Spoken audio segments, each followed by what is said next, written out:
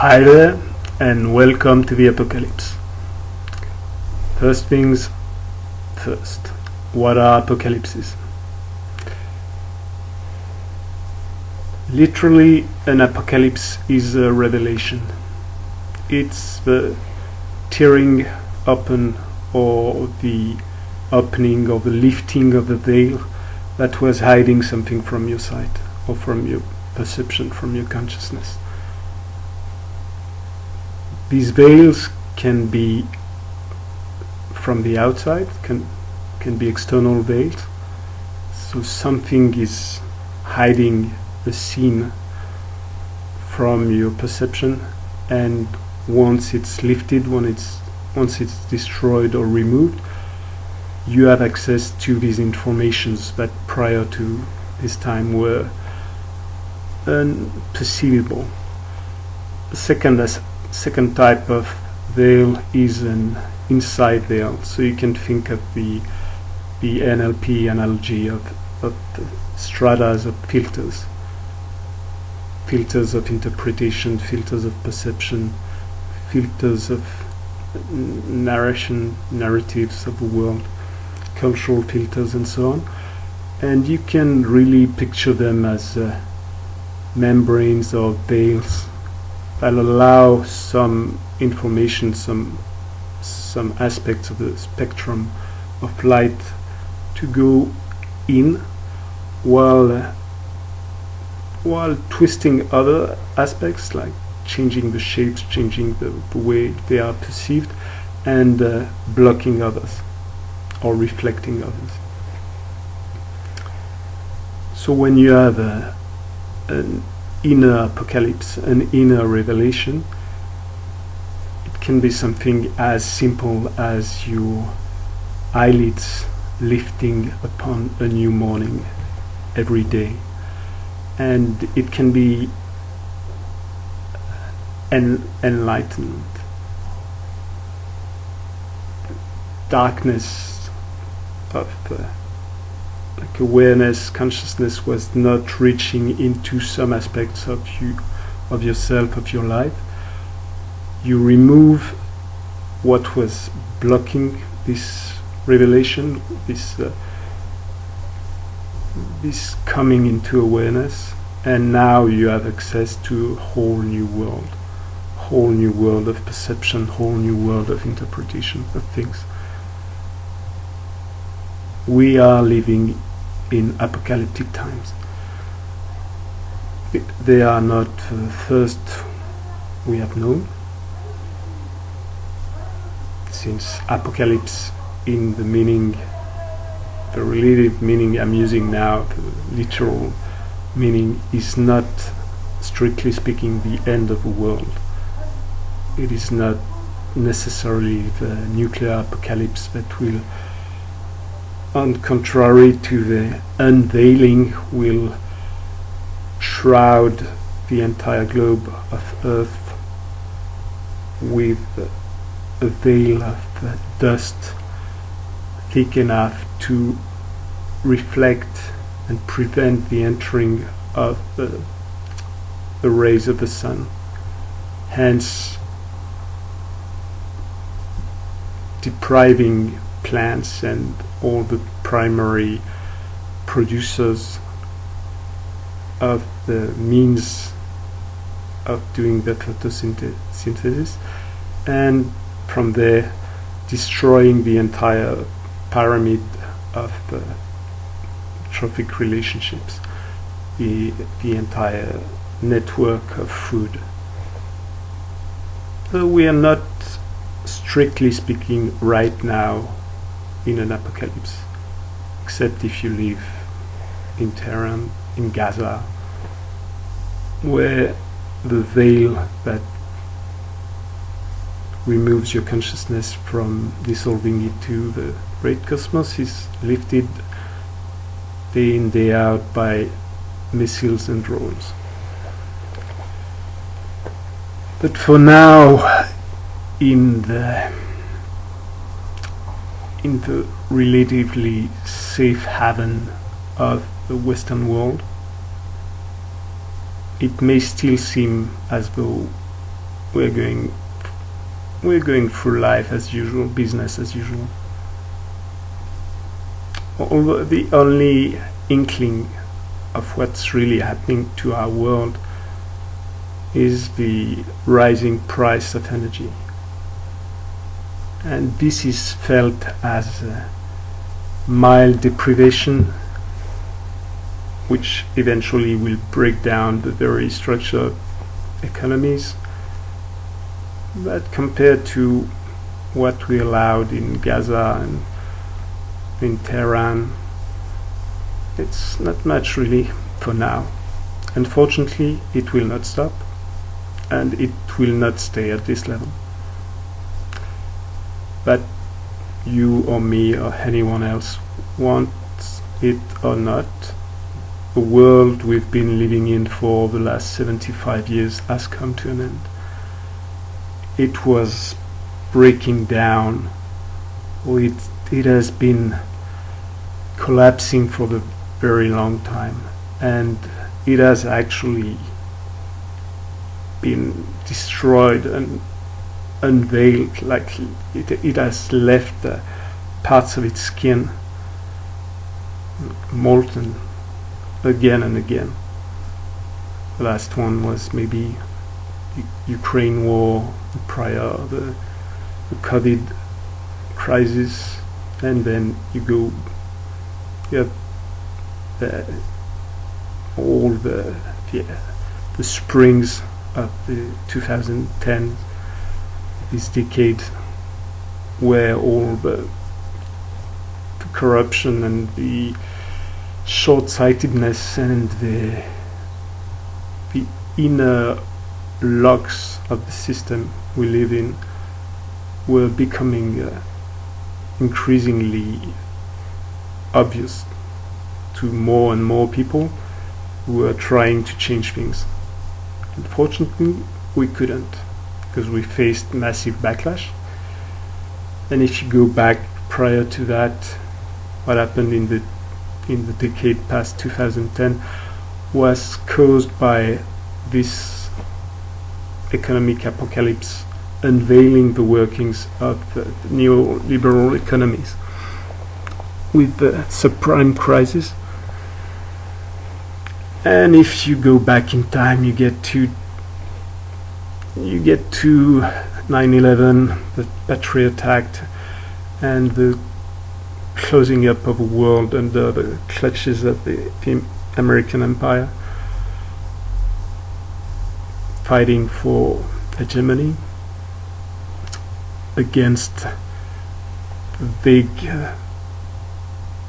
ghosts of radical Islamism, which were a sufficient motive to go invade and destroy countries in one after the other in the Islamic world or in the Middle Eastern world, all the way up to Afghanistan. The aftermath of these effects created ripples that touched mostly Europe, as waves upon waves of people fleeing wars and destroyed countries moved west to try to find heaven. And we're not necessarily shot, but we're certainly not welcome, or certainly not used as the wealth they could be. So instead of wealth, they became a burden, and the burden was sinking the European Union and the inner workings of the countries. But so be it. Here we are now, and if people, say a majority of people, could blind themselves to prior apocalypses, this one will be tough to miss.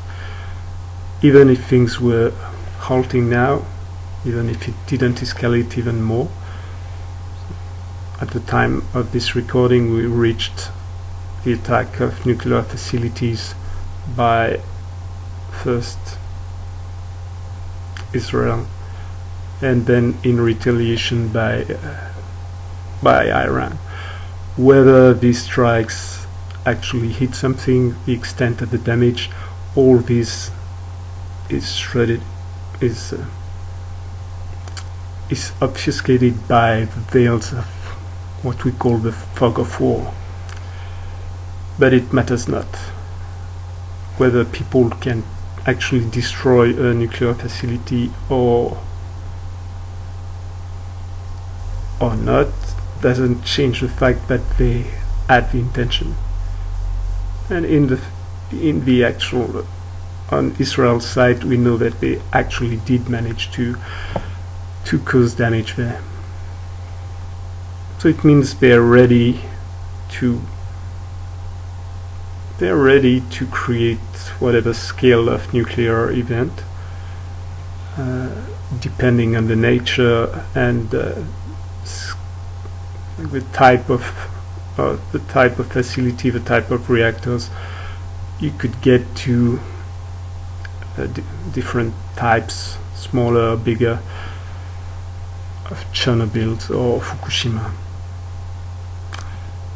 In some ways, this is not a major escalation, because when you blow up petroleum facilities or gas facilities that are huge and close to cities, you're basically mass poisoning an entire area.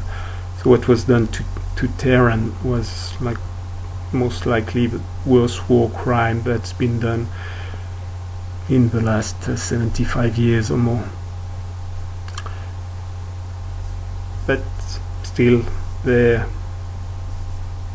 let's not go to the blaming or the discussing that. Let's go straight to survival. The matter that happens when whole hell breaks loose, when the shit hits the fan, and when the old world disappears all of a sudden, is that we're left like a headless chicken moving around aimlessly. The world makes no sense anymore. We don't know where to go. We have no frame of reference to create meaning. We have no sense making. And this sense will mean all the aspects of we lack signification to our lives, to what we do. We lack direction, and we lack meaning, direction, and whatever third else, no matter. So now we're standing on the beach after a wreck, and we see the boat that has carried us this far in our journey burning and sinking in the distance. We've been washed ashore, and we see survivors waking up on the beach. We see corpses of those that didn't make it, and we see remnants of wealth and abundance that was available to us on the ship landing on the beach. And now, prior to any other consideration of lack of resources, of water, of food, of shelter, of warmth, we are faced with the first experience of survival. When whole hell breaks loose, the first danger will be internal, and then it will come from the humans around us included. It will be social. The internal danger is the breaking down of all will to live, because things change more than we can adapt, because we do not have in our fabric the elasticity, the needed elasticity to absorb and redistribute or deflect the stress that was inflicted upon us. We tear down. A racket gets hit by a ball that is too strong for its fabric, so be it that the net of the tennis racket was too taut or too loose, either way the fabric is destroyed, and we cannot absorb the next strikes, the next balls that are thrown at us. So the first thing to find in ourselves will be this resilience, not the cheap version that was sold to make people adapt to an increasingly deteriorating neoliberalism, but the actual material and emotional, energetic, spiritual resilience. We need to tune ourselves to play a new type of symphony. This is easier said than done. Let's address the next problem. We lost all frame of reference, and we lost the meaning that we had given our lives, however frail it was. We do not wake up to go to work every morning with the idea that we'll get sufficient money to pay for our food, our expenses, and eventually get the scraps of the big consumerist system. We wake up with the uncertainty of being able to feed ourselves, of being able to provide water, provide for the basic needs.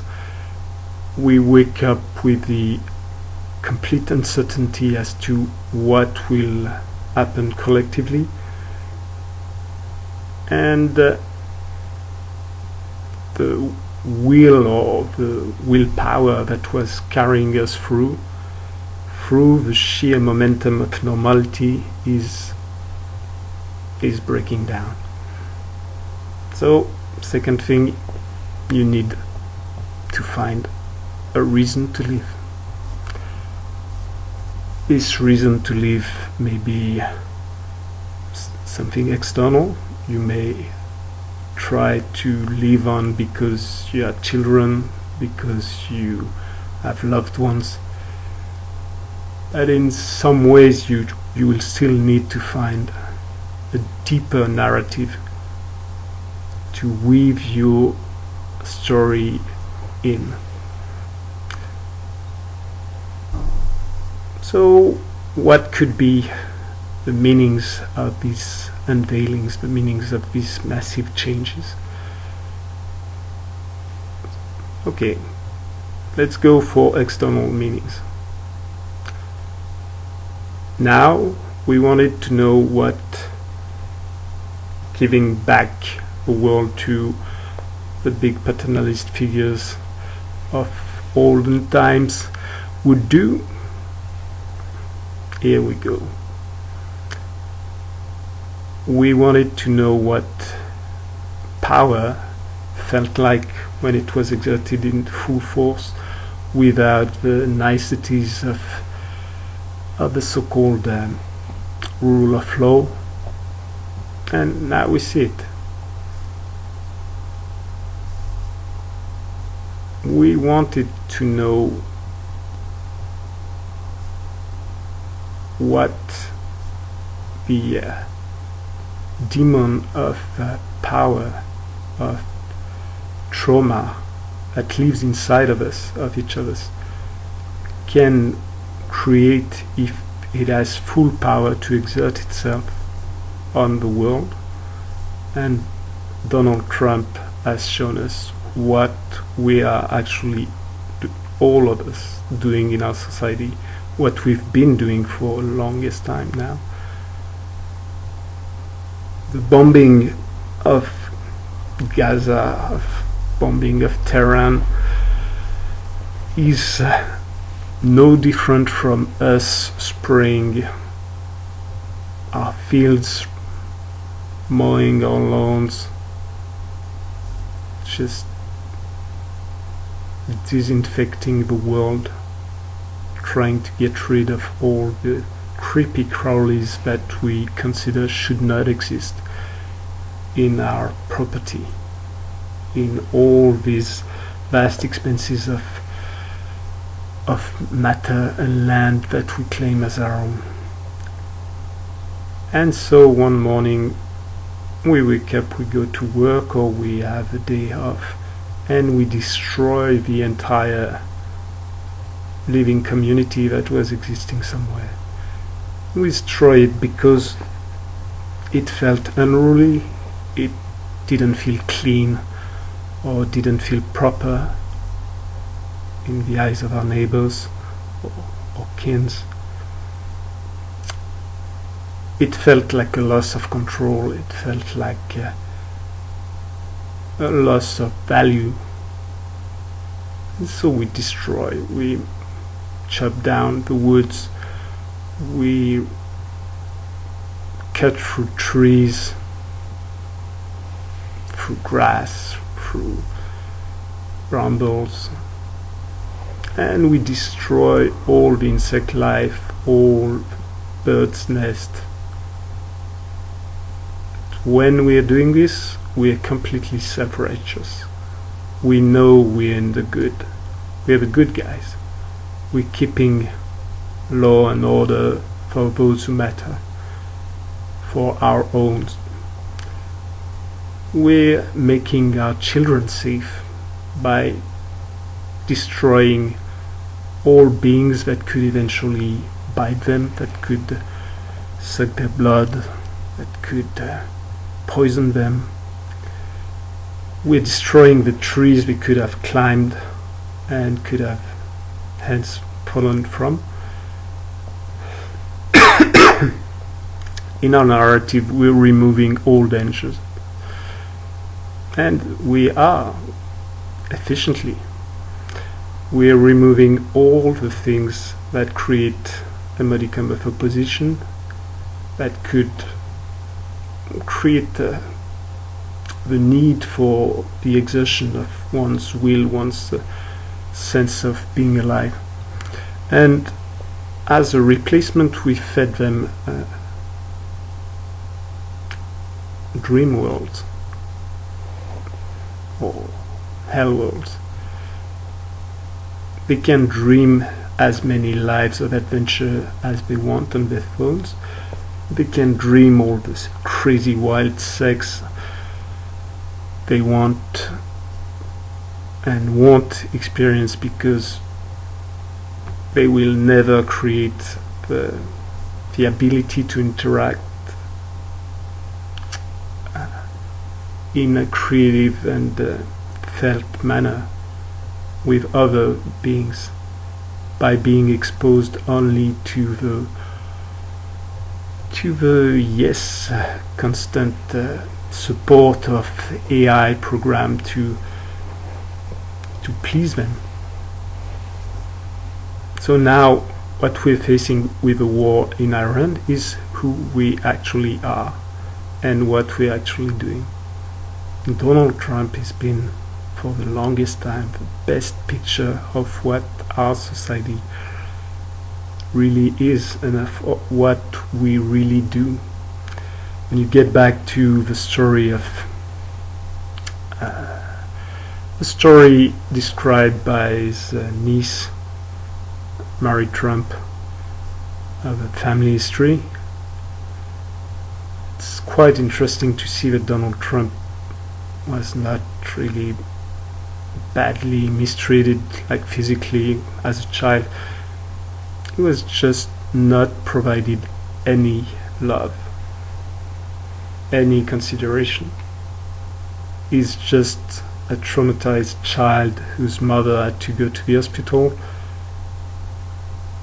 and who was left in the care of his father, who was just a normal sociopath, completely obsessed by success and money, and who didn't have any ability to feel the needs of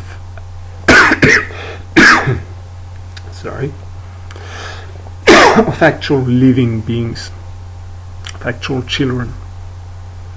And we see with the life of Donald Trump what Charles Eisenstein was aptly describing in the sentence, what amount of what we do not need and is toxic to us do we need to fill the gap left by the absence of what we deeply long for but could find nowhere. What amount of pornography to compensate for the lack of love? What amount of tourism to compensate for the lack of adventure? What amount of money to compensate for the lack of inner safety or inner joy? So this one is not from Charles, I just added that on the spot. What's happening now is the big unveiling of what has been gnawing and eating our societies from the inside for the longest time now. Our inability to change, our inability to integrate the other aspects, the other voices of the world, our inability to generate a diplomacy with the living, with the earth, with other cultures, with other people, with other aspects of ourselves. This inability, which has been manifested even by those in opposition to the mainstream paternalistic power figures, when the weak got into more power, they displayed the same othering behavior as the oppressor had done. As Paulo Freire wrote many decades back, the oppressed take as a picture of what it is to be human, the oppressor, and when the opportunity comes, instead of liberating both or striving for the liberation of both, he or she tends to reproduce the cycle of oppression. Yesterday lambs, tomorrow wolves, as Israel is a splendid symbol of now. So what can we do in this apocalypse? Well, if we unveil the internal readings we have, the internal understanding we have of the world as something we are submitted to, as an obligation, as something that is pushed upon us, we get access to many narratives. One of these narratives is the game narrative. We're back in the game, people. The game may end very fast if you destroyed, blasted by a drone or a missile, or if they decide to go for a nuclear holocaust. But still, instead of being secondary roles, figurants in the movie, we can get back to the seat of action. We were never the victims that we were brought up to be. We are inside of the material movie, of the emotional movie, the mental movie, social movie, technical movie, spiritual movie. And in this act, in this theater, we can actually reclaim agentivity, ability to act, to generate change. We can reclaim responsibility, the ability to respond, responding to situations via attributes and skills and capabilities that we develop, responding to questions about what's happening by curiosity, by interest in things, by observation, communication, and ability to account, like what we would call accountability, the social ability to respond to what others ask of us, like the explanations they ask us to provide for the consequences of our acts and our choices. So far we've been living in a dream world.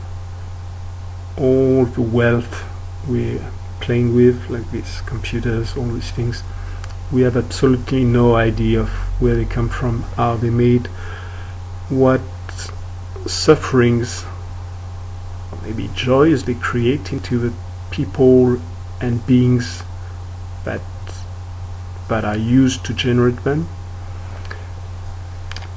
the ultimate consequences they have when we throw them off, when they're done. We do not care about any of these things. The only relation we have to the world is via money. If I can pay for something, eventually in this case, if friends gift me this, then I can use it. If I paid, that is the full extent of the scale of relationship that I will establish with this. I will take no other responsibility. I will not care about what it creates, or I'll care about it in a very loose way. And it matters not in all the alternative fields that I've been involved in, or even prior as a traveler afoot in doing big trips, walking. Even if you care for the well-being of a blade of grasses and you try to minimize your impact on the land where you stay, try not to burn too much wood so that others can have it, so that the wood can return to the forest. Any of these narratives taken individually by misfits or by the fringes do not change one bit what's happening at the core of the river. They may create the first drifts that will open up new ways in the future, but in the now, when people like me went off tracks, we removed ourselves from the conversation. And that's one of the big things. By taking responsibility for the material life we live, for production of our food and whatnot, so what we would do in permaculture and many other self-sufficiency driven alternatives. In some ways we got back to taking responsibility in one aspect by removing ourselves from another one.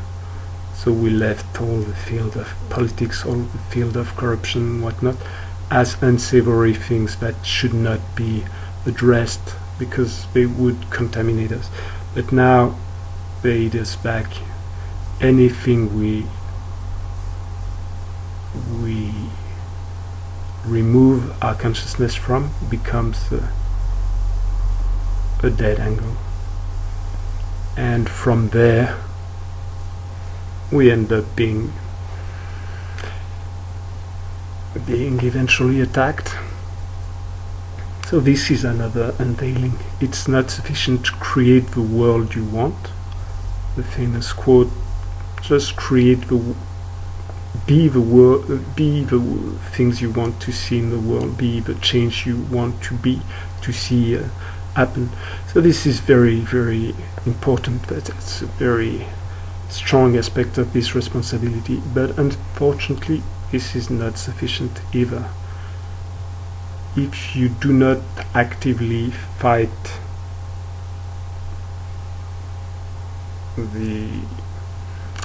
what in dualistic terms they would call evil, so if you just do what you deem good, but you do not do anything against what you deem bad, you will end up in the situation we are now. And believe me, I do not blame anyone. I couldn't do much myself either. And in the same way, if you erased all evil by doing a big campaign for good, big war on terror, or war on disease, war on whatever, and you remove all the things that you thought were completely bad, at one point or another you'll discover that you needed this otherness, you needed this alterity, this polar opposite to regulate your own biases, your own drifts, your own blind angles, and so on. So the game is not easy, but still the game can be played, on contrary to just suffering as a victim, a new order of things that is to come. We can decide to play, and whether we deem that we win or not is not really the point. You have many types of games. You can play games, but you can play for the fun of it. You can play theater. You can play your own role, and in a perfect manner at that. So one way to perceive what can be this new world for your consciousness is just another opportunity to discover. You have been plunged into a whole new ocean. You've started to play a whole new role, and if you stick to the old movie, you're trying to keep the same picture on the screen, or you're trying to replay the acts that you had in a former play, it will go bad. So that's it for my first rambling. Welcome to the apocalypse, people.